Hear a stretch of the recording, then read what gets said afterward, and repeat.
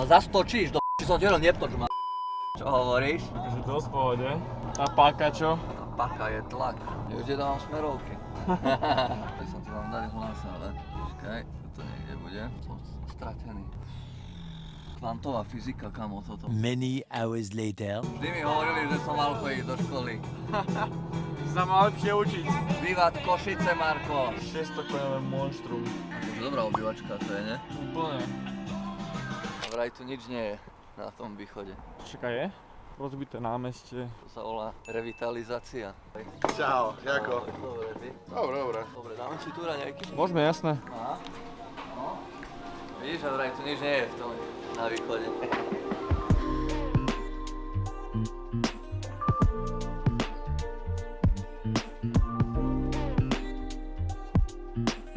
Turecké vajca, čo to je, kamo? Čo Turkov vešate za vajca?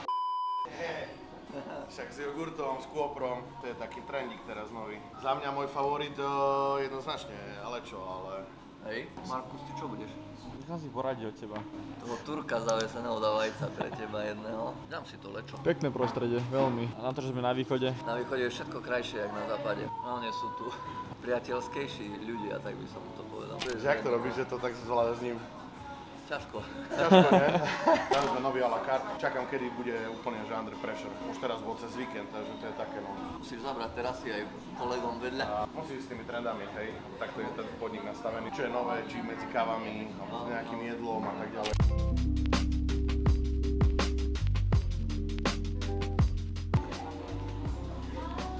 Hneď je to lepšie. No páči sa, na Tamto zdravíčko, treba. dobrú chuť. Ďakujem pekne. Yes. Pozor na ten chlebík, hej. Chlebík je len ako vizuálny zážitok. Je to dobré, fakt. Vieš, že ťa teraz kompromitujúci Hej, úplne. Taký je. On má už taký grip na to, že to mení za jablka, za také veci. Všetko, čo zoberiem, čo nemám, tak schválne to akože doloží niečo.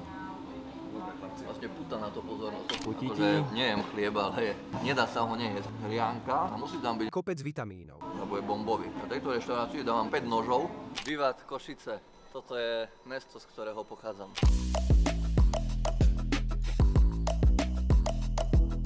Za mnou je najkrajšia katedrála v strednej Európe. Keď si to nevidel, tak si to príď pozrieť.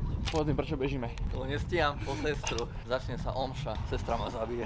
Mali sme tam byť na 40, je 42, ešte sme v meste. Hodina pravdy.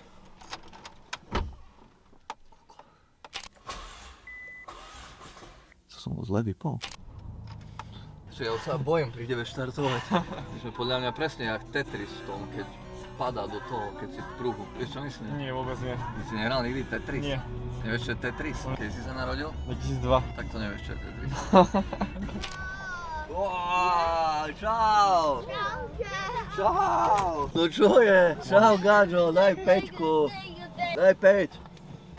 Čaute gangstri. A dozadu nikto nechce sadnúť? Prelez. A ty ideš? Wow, to čo za auto veľké? A kto ide do McDonaldu potom? Ja. Kto? Ja. Nepočujem. Áno, ja. OK, keď skončíte, prídem po vás. Držte sa. Skoro sme nestihli. Počkajte, dám výstražné. Kde tu je výstražné? Kedy mám prísť po vás? Poviem, keď si len netočil, ale bol trošku prospešný. Aha, dobre. Hello. Čo to za tank máte? Chumer. Keď musíš, tak musíš. Točím výhľad, aby si vedel. Dojdú tady dvere. Neviem.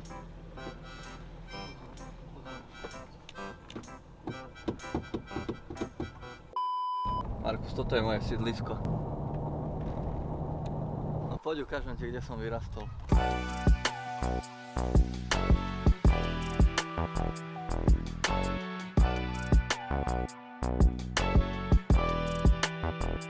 To tu dali preto, že stále niekto rozbil to sklo. No a býval som tam hore na 7.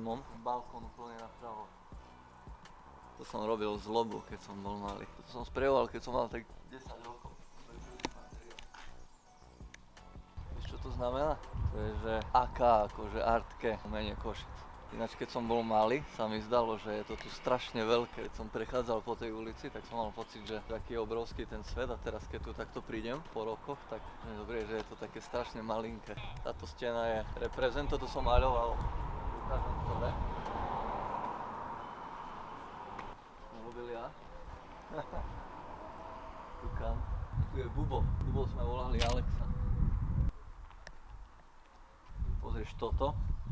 Logo, že BP. Berlo, Perlo sa to volá. Alebo že Perly z Berlínskej. Tá ulica sa volá Berlínska. Takže ja som bol Berlínska street.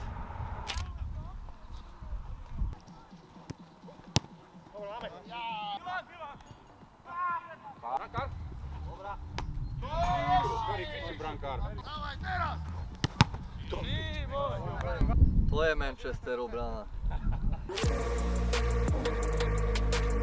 Ty si mal 5 rokov, ja som bol vagabund.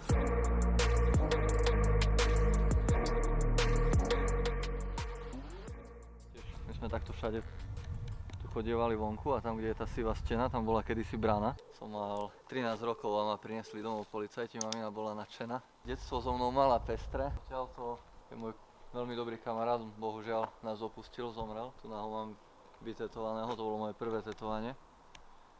RIP. Ja som býval takto, že sme si vlastne videli do okiena. Chodil na školu na základnú. Som mal takto blízko, že na pešo. Keď sme boli mali, to bolo naše futbalové ihrisko a vlastne sme hrali tak, že jedna bránka bola ten výmeník a druhá bránka bola tak, že v L-ku. Štartujeme, vidíš? Ešte vín zatiaľto. Počkaj, skúsim nám dať klímu. Ja som z tohto stratený, čo sa tu deje. Počkaj, asi som to zvládol. Neviem jak, ale... Vieš, že keď takto vyrastieš a vyrastieš z takých pomerov, tak nechcem povedať, že si to potom viacej vážiš, ale má to taký príbeh, hej, je to taká väčšia emócia. Lebo úspech samotný je pre niektorých ľudí, akože ľudia si to veľmi milia s tým, že je to samozrejmosť, ale úspech je v prvom rade akože obrovská drina, obrovská disciplína. Kto nie je makač, tak na úspech môže zabudnúť. A ja vždy hovorím takú vec, že ak niečomu skutočne veríš a sa tomu venuješ a si v tom dobrý, tak úspech je zaručená vec, je to vec, ktorú určite dosiahneš. Tam otázka je len, kedy to bude. A veľa ľudí práve v tomto štádiu vyhorí, že nemajú tú vytrvalosť, tú disciplínu a si to takto neodrú. No. A tieto sídliskové talenty, ja poznám strašne veľa ľudí, mám strašne veľa známych, ktorí boli obrovské talenty už od mala, či už to bol tanec, či to bolo čokoľvek, futbal alebo ja neviem, hokej. A myslím si, že aj veľké mérito toho úspechu je to, že ľudia sa boja vyjsť svojej komfortnej zóny a boja sa akože s niečím začať, že vyberajú si takú tú jednoduchšiu cestu. Takže ak by som mohol niekomu poradiť, tak ak niečomu skutočne veríš a si v tom dobrý, alebo prípadne aj nie si, len sa tomu skutočne chceš venovať, neprestávaj a minimálne v prvom rade začni. Dnes tie deti žijú taký iný život a sme ho žili taký, to svoje detstvo som si užil, aj keď možno, že dnes to ľudia vnímajú o niečo ináč, ale ja neľutujem nič z toho, čo som prežil a strašne veľa mi to dalo. A teraz keď sa pozrieš doprava, tak tu som kedysi tetoval. No. Ja ukážem ti potom neskôr, že kde sa to až dostalo, kde sme sa vypracovali. Takže tu som zarobil svoje prvé peniaze v rámci nejakého biznisu. No, ja som nemal také vysoké nároky kedysi a pamätám si, keď som chodil na strednú školu, mal som rôzne brigády a chcel som sa zamestnať v McDonalde. A si predstav, že ma tam nevzali. Dnes, keď si na to pomyslím, že si poviem, že koho dnes už nezoberú do McDonaldu, že to je akože brutál. Tak ja som prototyp toho, že nemusia ťa vziať ani do McDonaldu. Hello brother, idem stiahnuť okno. Hi 25, serva. Kam jedete? Idem do Húzy za Žockým. Že tam je? Idem sa nájsť. Idem mu kopolu vyčistiť, bo nevie dať na čistiacu. Idem pozrieť ho tam. Idem len tu pozrieť salón a dojdem, hej? Jasne, dobre. OK, čau. To bol kto? Felas. Tak tu sa všetci poznáme, vieš, akože tým, že keď tu vyrastieš, tak ako, ja nemyslím, že tu na konkrétne, ale takto, že aj chlapci zo sídliska, tak sa poznáte všetci po mene, že je to 100 roky, hej. Húza je Hugo a Zara, to sú kamošové deti, s ním som vyrastal na Berlínskej. A sme boli konkurenčný tým, ale stále jedna ulica, no. Ahojte. Čau. Čau. Tu je Berlínska street. Berlínska street. Víš, takto to vyzerá na východe, kde prídeš ťa pohostia. Na zdravie. Čo máš od neho? Všetko, skoro všetko. Serus. Také byty nič? Nemôže zastaviť to, čo sme začali. Dobre, idem Deniska, ahoj. Ahoj. Dobrý, vás poprosím 3-krát Happy Meal, 1-krát nuggetky, 2-krát cheeseburger. Jaký chcete nápoj? Chceš pivo? 3-krát ľadový čaj poprosím. Omačky môžete dať ketchup, môžete dať Big Mac menu a nuggetky 6 kusov prosím ešte. Ešte dajte mi jeden dvojitý cheeseburger. Až ma pichá pri srdci. Jedine, kde platíme v Košiciach je McDonald's.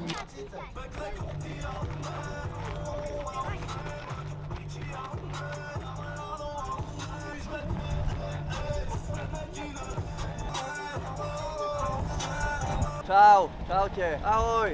Na IT, brate, mám fabriky, nehnuteľnosti v zahraničí. Chlapci dosekajú v pivnici, mám flotilu aut jak politici. Hovoria, že na východe nič nie je A na to, že sme na východe. a nič ťa tu nestojí peniaze, tak čo? Myslíš, že dokážem dneska minúť aspoň 50 eur? Som mal jeden salón tetovací, ukážem, a teraz chlapci tetujú tu, ktorých som vychoval. My sme konečne niečo platili. Sa platí len nafta a McDonald's, americké zvyky. Keď chcete, aj študent budem. Á, toto bolo bolestivé. Na budúce na tanku príď. Neviem pozrieť jeho salón. David kedysi začínal u mňa, dneska už je star. Star, superstar. Môžeš všimať normálne aj bežne. Štandardne to funguje, že napríklad niekto keď u tebe inklinuje alebo nejakým spôsobom ti dáva za pravdu alebo ťa sleduje, tak napríklad keď zrobíš, že sme teraz stáli a napríklad, že ja by som si preložil ruky, tak ten niekto, kto akože je to pre neho zaujímavé alebo že tak máš jeho pozornosť, tak bude robiť presne to isté, čo ty. Keď si preložíš nohu, si potom preloží nohu. Ahoj. Chceš nám ukázať? Máme tu takú miestnosť na laser. Poď ukážeme na video, ti na čo polajzujem. Toto už je také lepší laser. Myhanice, nechty a obočko. Nejaké ženské procedúry. Joj, ale ináč sa tu sedí dobre. No, tu je moja profesia. Jak tu krásne vonia. Pekné, teším sa, že som ich naučil.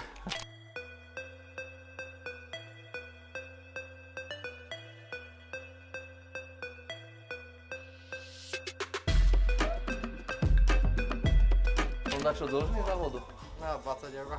Neplatíme, nikde. Hovorí sa, ušetrené rovná sa zarobené. Sa ti darí, ne? Hej, iba že to není moje. Je niekto doma? Čau. Som z Greniči. Čau, ahoj. Markus. Nikolás. Čau. To som robil ja.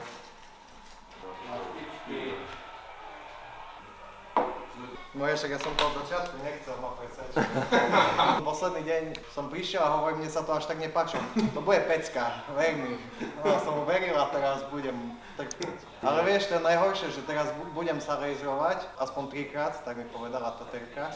A potom zase to prekrývať, na novo to máš vybané love, vyjebaná bolesť. Čaute, ja som David. Kde som spoznal Maťa? Maťa som spoznal, chodil som sa tetovať k nemu do salónu, prv k jeho bratovi, Nikolásovi. No raz mi Maťo napísal, že netetujem až tak na takže by som mohol prísť pokecať k nemu do salónu. To bol asi ten začiatok toho celého príbehu. No a vlastne ja som išiel a začal som tam tetovať. Postupom času som sa zdokonaľoval pod jeho vedením. Potom v podstate, keď už Maťo začal riešiť iné veci, tak ja som išiel svojou cestou, takže otvoril som si svoj vlastný salón. Dodnes sa stretávame, chodíme na kavičky. Vítaj, nič nepýtaj. Sme u Braška v tetovacom salóne. Salón má naďalej meno, ktoré som zakladal v roku 2016. Takže taký prvý salón, ktorý som si oficiálne otváral už ja, je to 10 rokov dozadu. Pozri, ako som sa za 10 rokov posunul v živote. Chalani idú akurát robiť, u nás na východe sa hovorí jedna taká hláška a to je, že čokoľvek čo robíš, či sa striháš, či ideš na obed, či sa prídeš tetovať alebo čokoľvek, ak sa ťa niekto pýta, že ako by si to chcel, alebo že ak sa ti to bude páčiť, tak to je, že tak, aby dobre bolo. Môžeme sa pozrieť, čo ide robiť.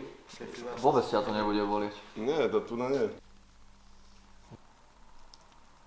Obrovský problém dnešnej generácie, hlavne tej mladej, čo je za mňa už taký spoločenský problém, je to, že často si berú príklady z tých nesprávnych ľudí. Ja sám som niekoľkokrát videl, ak Prišiel napríklad mladý chalan do Dubaja, požičal si auto za 150 eur a dal tam content typu 15 som začal podnikať a v 20 sa vozím na miliónových autách a môžem robiť čo chcem. Za seba môžem povedať, že poznám veľa podnikateľov, veľa úspešných ľudí a každý z nich si musel to svoje aktívum dlhodobo tvoriť. Čiže ja nepoznám ľudí, áno, je určité malé percento ľudí, ktorým sa to podarí, buď vyhráš športku, alebo si svetový futbalista, svetový hokejista, alebo čokoľvek iné, tak sa ti to môže stať aj v mladom veku. Väčšinou ale, ak človek chce byť úspešný, tak ako som spomínal, je za tým kopec disciplíny, kopec driny a hlavne kopec času a vytrvalosti. Čiže ja sám nepoznám ľudí, ktorí sú milionári v 20 rokoch. Poznám ľudí, ktorí sú úspešní, ale majú už ďaleko vyšší vek. Čiže určite, čo môžem povedať sám za seba, nebral by som si príklad z fejkových životov a fejkovo vytvoreného nejakého pozlátka toho, čo sa vám snažia akože ponúkať alebo vštiepiť. Na 99%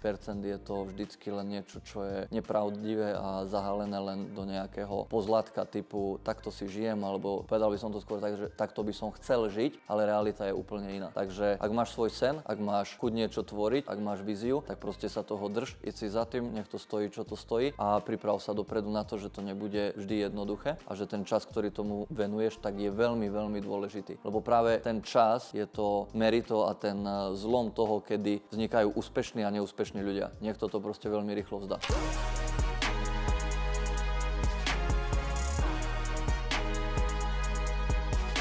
Zdenko, ďakujeme za tank. Čo sme dlžní? Volal som, tak stalo nás to 0 eur.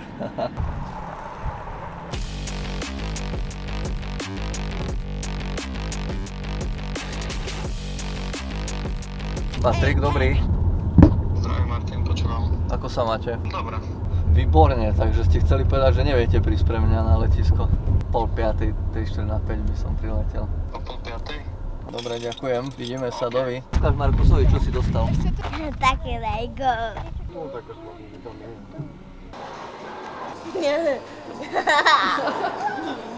Alex, povedz dačo múdre. Ty malý šinter. Čau, krpec. 1 hour later. Zdravím.